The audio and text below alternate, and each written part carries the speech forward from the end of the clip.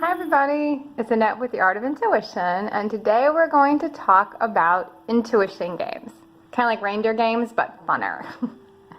So some people will ask different ways they can get in touch with their intuition if they feel like they're having a hard time connecting inside.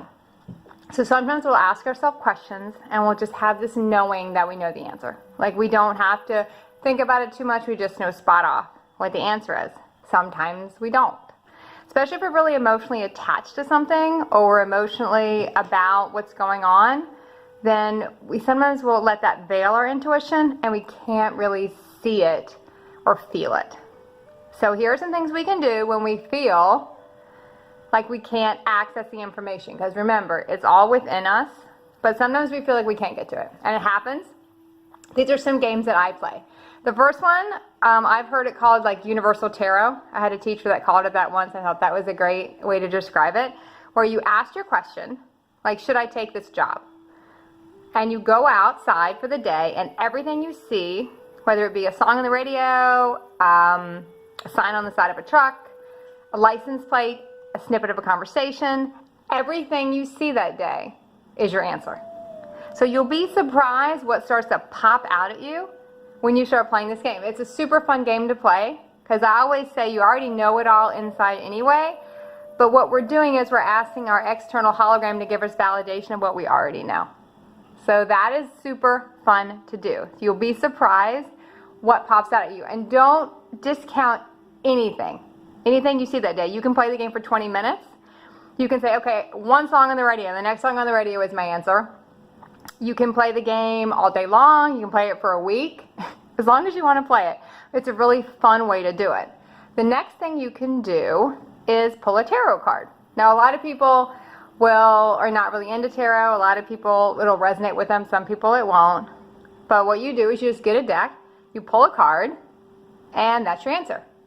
So remember, you're just looking for that external validation from your world that you're on the right track. Some people also use a pendulum. Now I'll show you. I forgot my pendulum, but I'll show you what I have around my neck. It can act as a pendulum. A pendulum is just, usually there'll be crystals. This one I have on me is an Andara, but it's anything that swings. So what people will do, let me fix this. Should have been more prepared.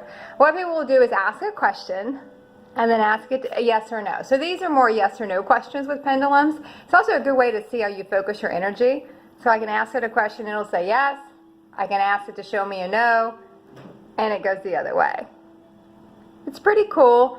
You can kind of influence these a little bit, so you have to be kind of careful when you're using pendulums. I found that I kind of influenced the answer.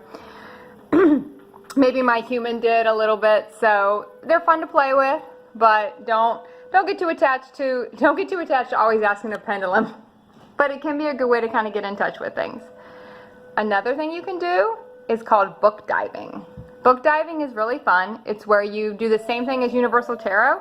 You just open a book, you pick a book off a shelf, open the book, put your hand on anything in the book, and that's your answer. That one's super fun to play too, because what it does is it gets you to really think outside the box, outside the book, or inside the book. But remember, it's just external validation of what you already know. Now, if you feel like the external isn't working, usually for me, the external isn't good with me to validate what I really feel strongly inside about. I'll just ask my outside hologram to validate it for me. But if you really feel like you can connect inside with it, you can also do it in meditation. That's more going inside to find the answer.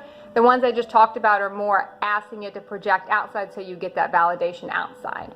You can also ask for it in your dream state. That's a fun way to do it also. Ask the question and go to sleep. Remember, when you wake up in the morning, be conscious of how you feel about it. If you feel icky and gross or afraid, it might not be the right path for you. Be aware of everything you see in your dream, everything you hear, and really connect in. Okay, everybody. I wish everyone fun intuition games. Oh, one more. I just remembered. If you don't like pulling your own tarot and you don't feel comfortable doing that, sometimes what I'll do is go on YouTube and just pick a reader. They'll have the monthly readings, but usually it's by an astrology sign. You can go on, pick one, and just listen to it. And whatever one you pick will be the one that's going to resonate with you. Think of your question and see what they say. Because remember, they're just aspects of you giving you an answer. So remember, if you feel like you can't connect inside, you feel like you just need some external validation, play these games. You will be really, really shocked what will happen. You can also say, if I'm supposed to do this, let this happen. That's another way to kind of get validation. If I'm supposed to do, sometimes I'm not sure if I'm supposed to write certain articles. Like I'm supposed to write a certain article, this magazine will contact me for an article. And if they do the next day, I know it's time for me to write.